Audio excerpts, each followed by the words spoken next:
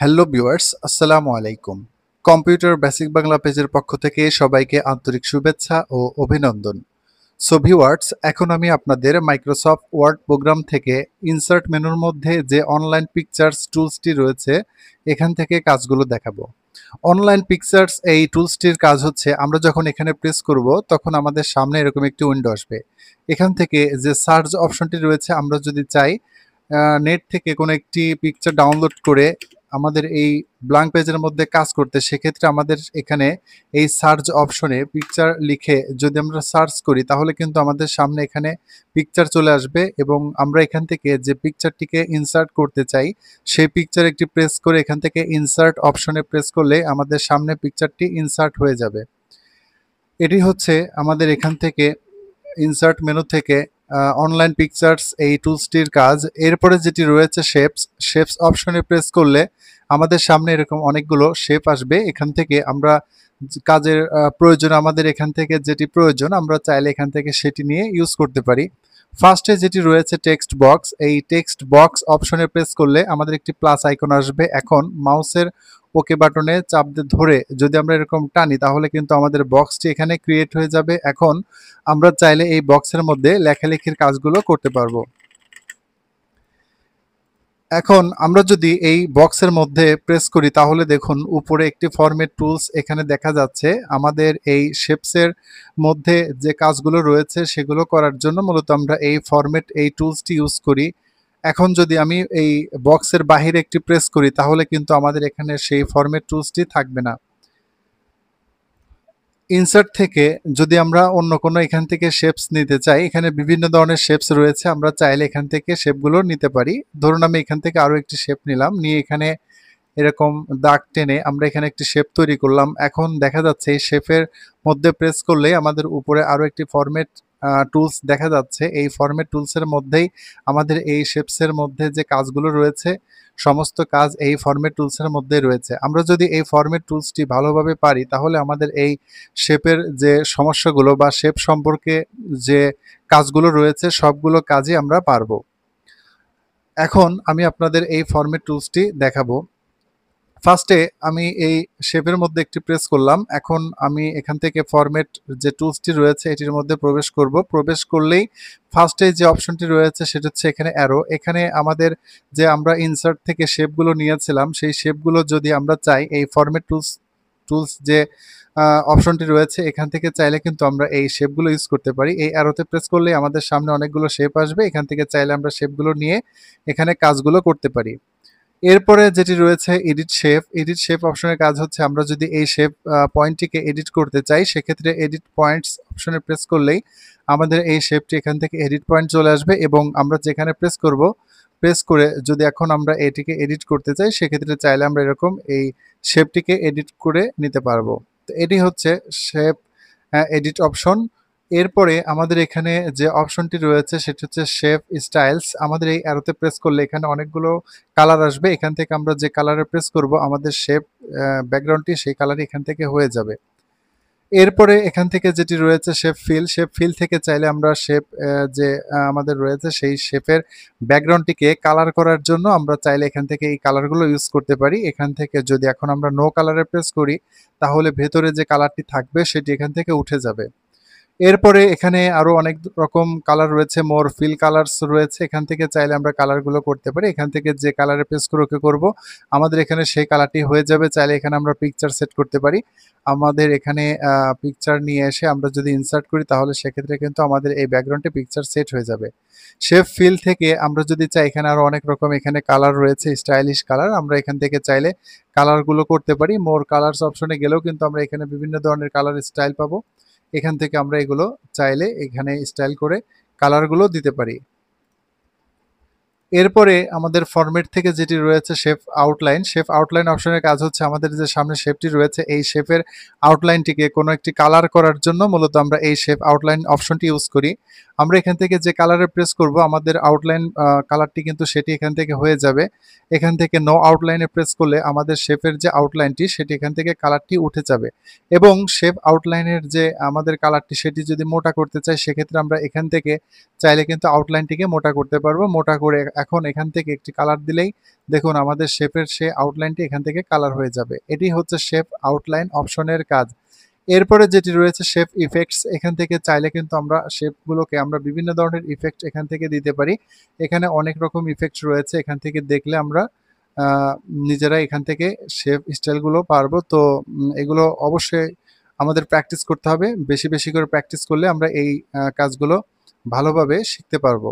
এখান থেকে আমি একটি শেপ ইফেক্ট দিলাম, আমাদের এখানে কিন্তু শেপ ইফেক্টটি হয়ে গিয়েছে। এরপরে যে অপশনটি রয়েছে সেটি হচ্ছে ফরম্যাট থেকে ওয়ার্ড আর্ট স্টাইলস। আমাদের সামনে যে লেখাগুলো রয়েছে এই লেখাগুলোকে স্টাইল করার জন্য মূলত আমরা এখান থেকে ওয়ার্ড আর্ট স্টাইলস যে অপশনটি, এই আরোতে প্রেস করলে এখান থেকে বেশ কিছু স্টাইল আসবে। এখান থেকে আমরা যে স্টাইলে প্রেস করব লেখাটি আমাদের সেই স্টাইলই এখান থেকে হয়ে যাবে।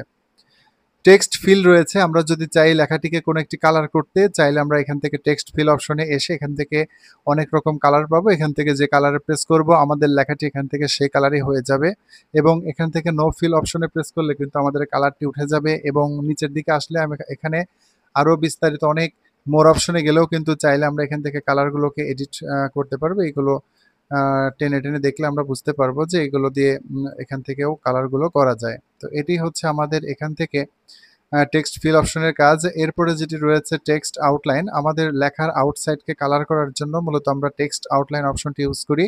এখান থেকে আমরা যে কালারে প্রেস করব সেই কালারটি আমাদের টেক্সট আউটলাইনে হয়ে যাবে। আমরা যদি চাই এখান থেকে টেক্সট আউটলাইনের আউটলাইনটিকে মোটা বা চিকন করতে সেক্ষেত্রে এই অপশনগুলো আমরা ইউজ করতে পারি।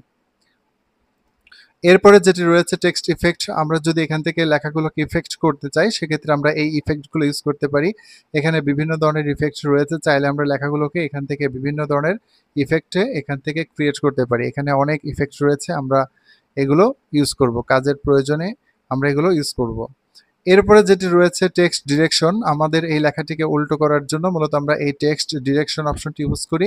এখান থেকে চাইলে আমাদের এই টেক্সট ডিরেকশন অপশনটি আমরা ইউজ করতে পারবো। এরপরে যেটি রয়েছে অ্যালাইন টেক্সট অপশনের কাজ হচ্ছে আমাদের এই শেপ যে অপশনটি রয়েছে শেপের মধ্যে লেখাটিকে আমরা কোন পজিশনে রাখবো সেটি করার জন্য মূলত আমাদের এই অ্যালাইন টেক্সট অপশন। আমাদের এই শেপের যদি টপ অপশনে রাখতে চাই এই লেখাগুলোকে তাহলে টপে প্রেস করতে হবে এবং যদি এই লেখাটিকে আমাদের এই শেপের মিডিল পয়েন্টে রাখতে চাই সেক্ষেত্রে মিডিলে প্রেস করতে হবে এবং যদি এই শেপের বটমে প্রেস করি তাহলে কিন্তু লেখাটি আমাদের এই শেপের নিচে চলে যাবে। এটি হচ্ছে আমাদের অ্যালাইন টেক্সট অপশনের কাজ। এরপরে যেটি রয়েছে পজিশন, আমাদের এই শেপটিকে বা এই শেপটিকে আমাদের এই পেজের কোন পজিশনে রাখতে চাই সেটির জন্য মূলত আমরা এই পজিশন অপশনটি ইউজ করি। এখান থেকে আমরা যে পজিশনে রাখবো আমাদের শেপটি সেই পজিশনে এখান থেকে চলে যাবে।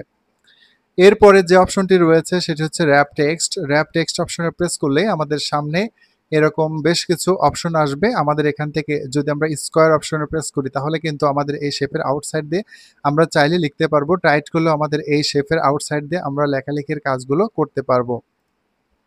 এরপরে এখানে আরও কিছু অপশন রয়েছে টপ অ্যান্ড বটম অপশনে প্রেস করলে আমাদের এই শেপের উপরে এবং নিচ দিয়ে লেখাগুলো চাইলে আমরা লিখতে পারবো কিন্তু শেপের ডান সাইড এবং বাম সাইডে আমরা লিখতে পারবো না। এরপরে যেটি রয়েছে বিহাইন্ড টেক্সট অপশনে প্রেস করলে আমাদের এই শেপের উপর দিয়ে লেখাগুলো আমরা লিখতে পারবো এবং এই শেপটি আমাদের লেখার নিচ দিয়ে জলছাপ আকারে বা ওয়াটারমার্ক হিসেবে এটি আমাদের দেখা যাবে।